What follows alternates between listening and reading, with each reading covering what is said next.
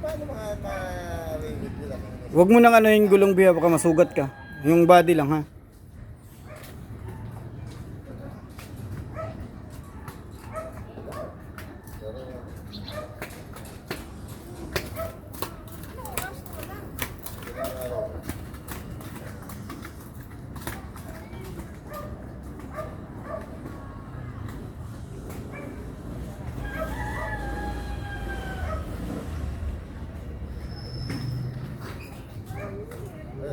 Yung box be.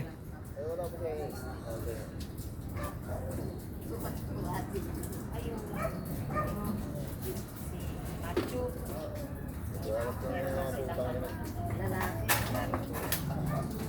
16 days na yung baby. Oo.